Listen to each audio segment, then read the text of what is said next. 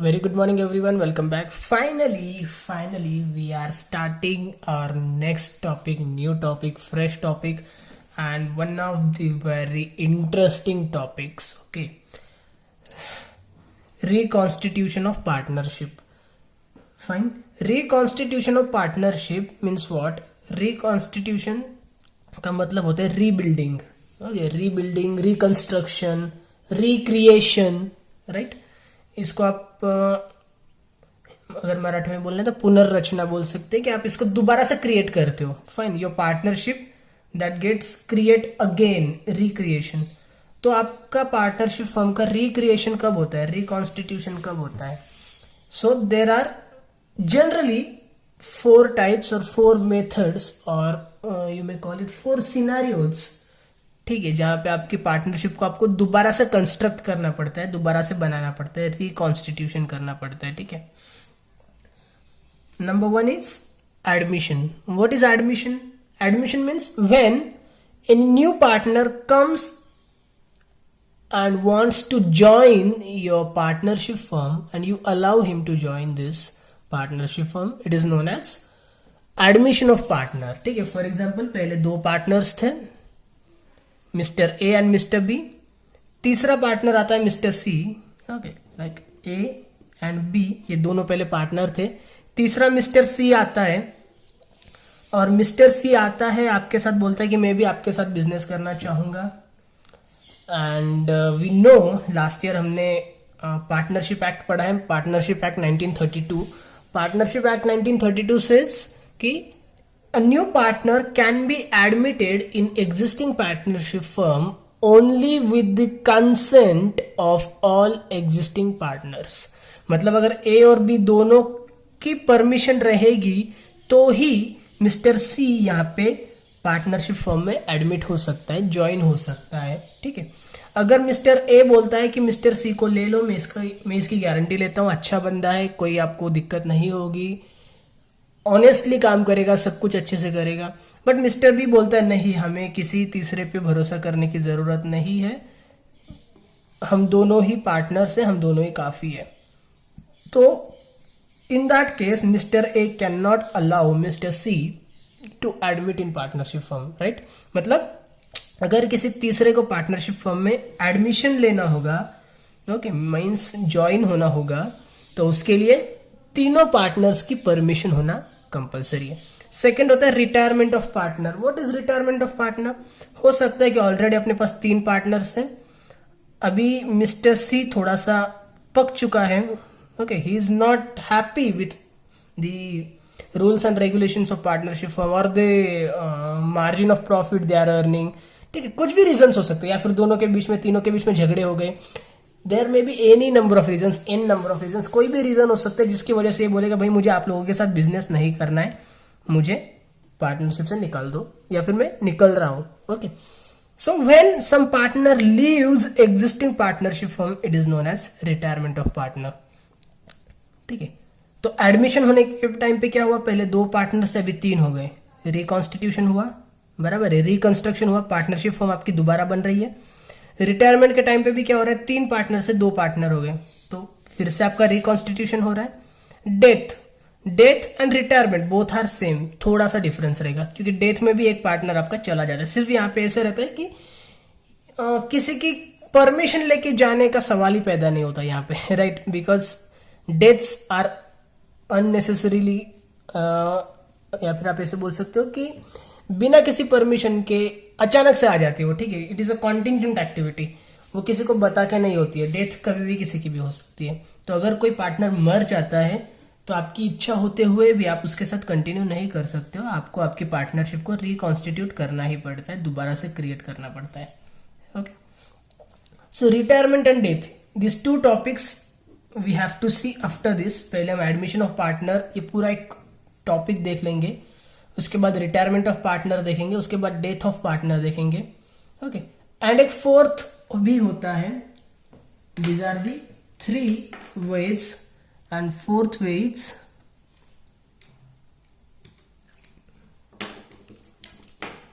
Veg change in profit sharing ratio. Okay sometimes ऐसे भी हो जाता है कि आपका जो एग्जिस्टिंग प्रॉफिट शेयरिंग रेशियो है वो है for example equal. Okay you are two partners, you both shares all the profits and losses equally among yourself. But एक चीज ऐसी होती है कि आप दोनों में से कोई एक, for example mister X and mister Y, okay these are the partners and they shares profits and losses equally.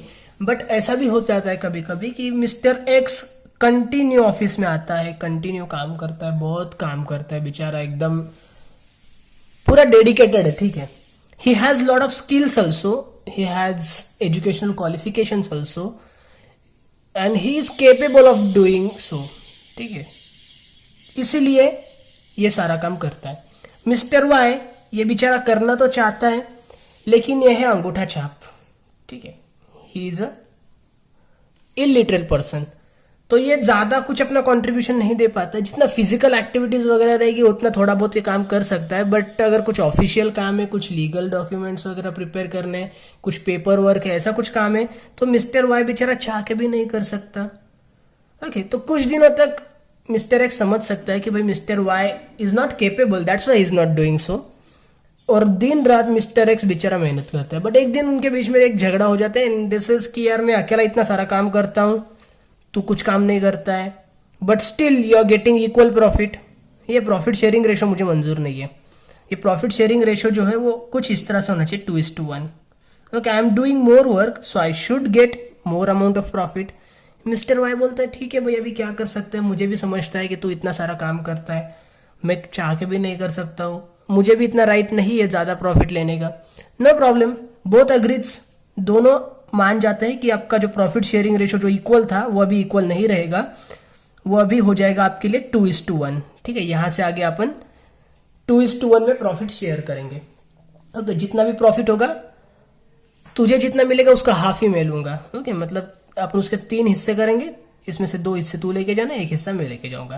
Right means there में सम सिनारियोस जहां पे आपका कोई भी न्यू पार्टनर ऐड नहीं हो रहा है या फिर कोई एग्जिस्टिंग पार्टनर बाहर नहीं जा रहा है, बट स्टिल आप प्रॉफिट शेयरिंग रेशो में चेंजेस करते हो, तो इसको भी हम बोलेंगे reconstitution of partnership. Okay generally तो ये 4 मेथड से या फिर ये 4 सिनारियोज है जहां पे आपको आपकी पार्टनरशिप को रिकॉन्स्टिट्यूट करना पड़ता है, दोबारा से बिल्ड करना पड़ता है, दोबारा से क्रिएट करना पड़ता है. Right now let's move towards the admission of partner. Admission of partner सबसे पहले आपके लिए है need. Okay why we admit new partner in partnership firm. हमें क्यों नए पार्टनर की जरूरत है? क्या पहले 2 पार्टनर है तो या फिर पहले 3 पार्टनर है, जितने भी पार्टनर्स होंगे एग्जिस्टिंग उनसे बिजनेस नहीं चल रहा है क्या? डेफिनेटली चल रहा है, but still we allow someone else to admit in our partnership firm, to join our partnership firm. What is the need? So सबसे पहली और सबसे इंपॉर्टेंट एक नीड क्या है कि when new partner comes he gets some money as a capital, right? So we get additional capital, and with additional amount, with additional capital, with additional money we can expand our industry, we can diversify our industry. ठीक है, हम अपने business को और भी grow कर सकते हैं. बराबर है. फॉर एग्जाम्पल अपने श्रीरामपुर में कोई एक छोटा सा शॉपकीपर है, राइट उसकी कोई ब्रांचेस नहीं है, बट उसके पास जो प्रोडक्ट मिलते हैं काफी जबरदस्त क्वालिटी के प्रोडक्ट्स रहते हैं, उसकी कोई ब्रांचेस नहीं है. तो क्यों ब्रांचेस नहीं? उसको नहीं लगता है क्या कि मेरा प्रोडक्ट जो श्रीरामपुर में बिक रहा है, जो एक सिटी के अंदर बिक रहा है सिर्फ, वो पूरे कंट्री में बिकना चाहिए, पूरे वर्ल्ड में मेरा प्रोडक्ट बिकना चाहिए. डेफिनेटली उसको लगता है, बट ही हैज लिमिटेशन कि उसके पास उतना सारा पैसा नहीं है. इतने सारे ब्रांचेस अगर खोलने हैं, पूरी कंट्री में आपका प्रोडक्ट बेचने के लिए इतना सारा प्रोडक्शन करना है, तो उतना रॉ मटेरियल चाहिए, उसके लिए उतना सारा पैसा चाहिए, मैन पावर चाहिए. Right so just to overcome the limitations of capital and limitations of manpower, we admit new partner in our partnership firm. मतलब जब कोई नया पार्टनर अपने पार्टनरशिप फर्म में आएगा तो अपने को एक तो ज्यादा पैसा मिलेगा, क्योंकि तीसरा बंदा जो आने वाला है, पहले सपोज मिस्टर ए आया था उसके 50,000 रुपीज थे, मिस्टर बी आया उसके 50,000 रुपीज थे. ठीक है, तो अपना बिजनेस कितने में चल रहा था? 1 लाख रुपए में चल रहा था. जब मिस्टर सी आएगा वो भी 40-50 हजार तो लेके आएगा ही. फॉर एग्जाम्पल उसने भी 50,000 ले लिए, तो अपने को अभी कितना 1,50,000 हो जाएगा ना. राइट सो अपने एक कैपेसिटी इंक्रीज हो जाएगी, प्लस अपने को काम करने के लिए भी एक बंदा मिल जाएगा फ्री में. Right means to improve or to get additional capital and to get additional manpower we can admit a new person in our partnership firm. ठीक है, तो ये हो गया आपकी नीड. जब आपका एडमिशन होगा तो उसके टाइम पे एक और चीज क्या रहती है, new profit sharing ratio. Definitely यार, पहले suppose mister A and mister B थे जो कि प्रॉफिट आपका शेयर कर रहे थे 3:2 रेशियो के अंदर. ठीक है, 3:2. जब मिस्टर सी आएगा तो अपने को उसका भी तो कुछ ना कुछ प्रॉफिट शेयरिंग रेशियो यहाँ पे ऐड करना पड़ेगा, right. So new profit sharing ratio हमें कैलकुलेट करना पड़ता है when we admit someone in a partnership firm. जब कोई रिटायर होगा, जब किसी की डेथ हो जाएगी, उस टाइम पे भी नंबर ऑफ पार्टनर्स चेंज हो गए, मतलब प्रॉफिट शेयरिंग रेशियो भी अपने को दोबारा से बनाना पड़ता है. ठीक है, ये जो मिस्टर सी होगा इसका क्या रेशियो लेना है, यहाँ पे 1 आएगा, यहाँ पे 4 आएगा, यहाँ पे 3 आएगा, क्या आएगा, वॉट एवर इट इज, ये हमें क्या करना पड़ेगा, कैलकुलेट करना पड़ेगा. ठीक है, सो न्यू प्रॉफिट शेयरिंग रेशियो कैसे कैलकुलेट करना है ये हम नेक्स्ट लेक्चर में एकदम डिटेल में देखेंगे. After that next comes sacrifice ratio, right. एक सैक्रिफाइस रेशियो भी हमें कैलकुलेट करना पड़ता है. कहां पे यूज करना है ये हम प्रैक्टिकल एग्जांपल्स देखेंगे तब पता चल जाएगा. ठीक है, सैक्रिफाइस रेशियो क्या होता है, when a new person comes in partnership firm, old partners sacrifices their share in profit. Okay, for example 5,000 रुपये अपना प्रॉफिट होता है हर साल. हर साल नहीं बोल सकते, चलो हर महीने. ओके, फॉर एग्जांपल बोल रहा हूं मैं. या फिर 50,000 ले लो. 50,000 प्रॉफिट अपना हर महीने होता है, 50,000 रुपीज का प्रॉफिट. पार्टनर से ए एंड बी दोनों अपना जो शेयर करते 3:2 में शेयर करते, मतलब इसको मिलता है 30,000, इसको मिलता है 20,000, बराबर है. When Mr. C will join the partnership firm, say suppose Mr. C बोल रहा है कि मुझे चाहिए 10,000. ओके, मिस्टर सी को चाहिए 10,000. यहाँ पे मिस्टर सी था ही नहीं तो उसको कुछ मिल नहीं रहा था.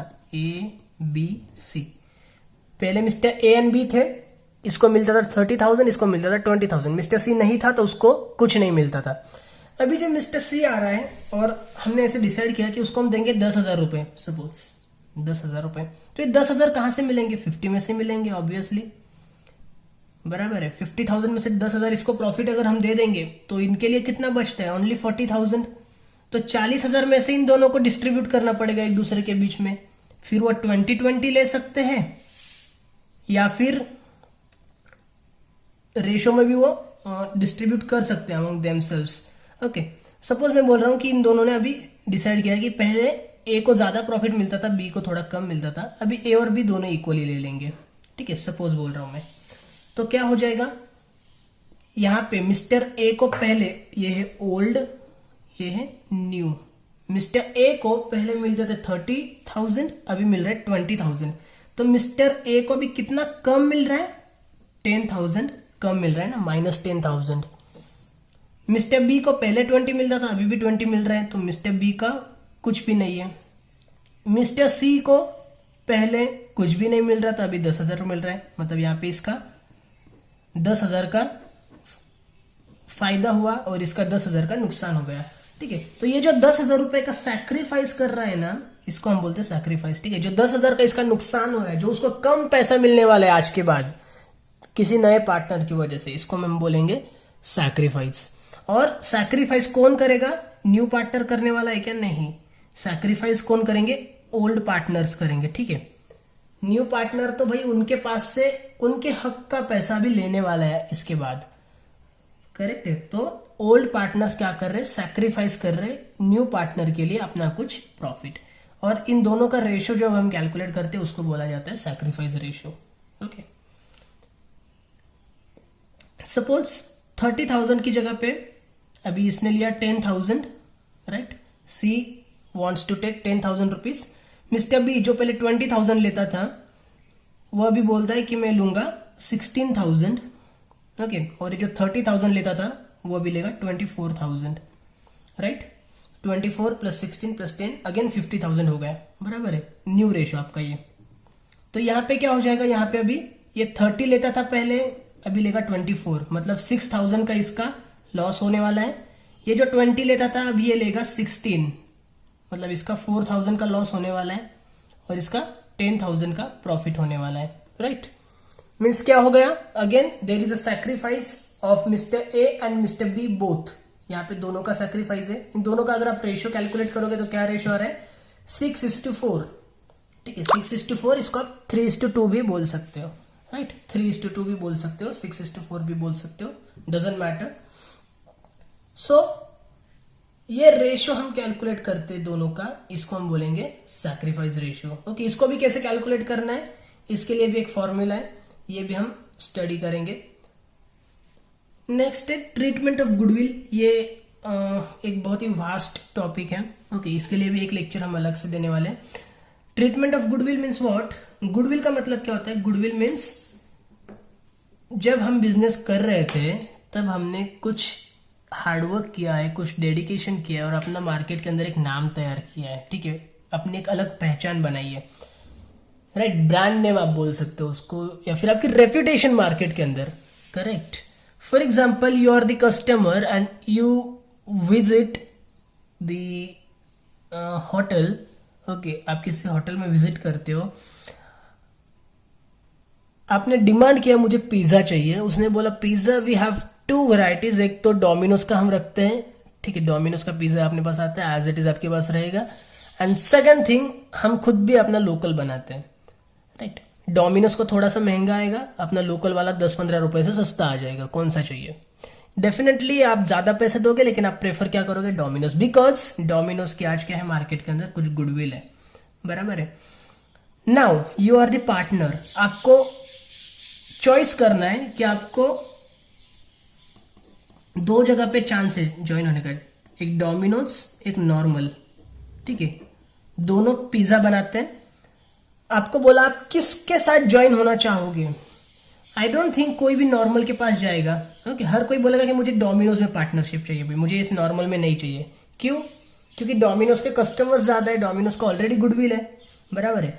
तो क्या होता है, when old partner has earned some reputation in the market, they have build their reputation in the market, उसकी वजह से इनको कंपनी को प्रॉफिट होने वाला है, पार्टनरशिप फर्म को प्रॉफिट होने वाला है, और इन्होंने जो मेहनत की थी उसकी वजह से फ्यूचर में जो प्रॉफिट होगा उसमें फ्यूचर में तो तीसरा बंदा भी ऐड होने वाला है, तो ये तीसरा बंदा भी कुछ ना कुछ प्रॉफिट का शेयर मांगेगा, डेफिनेटली मांगेगा भाई।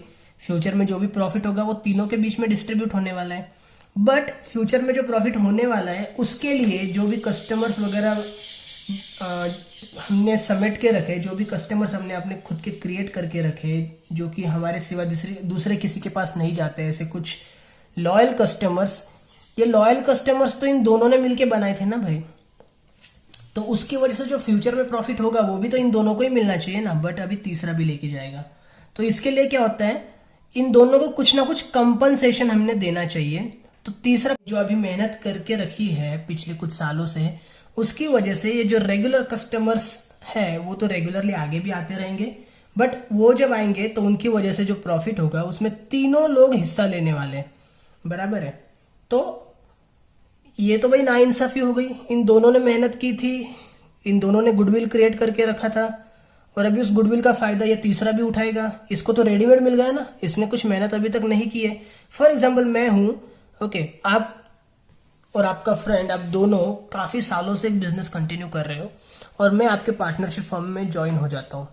मैं जिस दिन ज्वाइन हुआ उस दिन भी आपको प्रॉफिट होने वाला है, राइट, उसके अगले दिन भी आपको प्रॉफिट होने वाला है।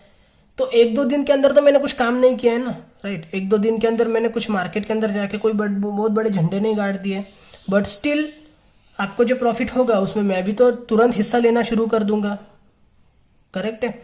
सो ये जो है ये दोनों का लॉस होता है, okay. That's why when new partner comes in, वो कैपिटल के लिए तो कुछ पैसा लेके आएगा ही आएगा, ओके। ये जो 50,000 हमने बोला था, पहले इन दोनों के 50-50 थे, और ये अभी तीसरा आया 50,000 लेके, कैपिटल के लिए तो वो कुछ पैसा लेके आएगा ही आएगा, but along with that he will bring some additional cash in the form of goodwill, जिससे कि क्या हो जाएगा, दोनों का जो गुडविल है उसकी वजह से आगे प्रॉफिट तीनों को होने वाला है।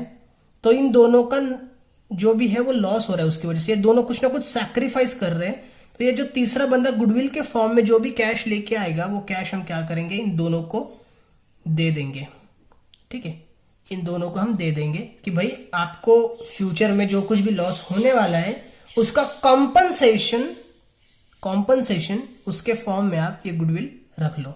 ओके, तो ये ट्रीटमेंट ऑफ गुडविल हम डिटेल में पढ़ेंगे, अभी उसके बारे में ज्यादा नहीं सोचते हैं, आपको कंफ्यूजन डेफिनेटली बढ़ जाएगा। एंड नेक्स्ट है अकाउंट्स टू बी प्रिपेयर्ड।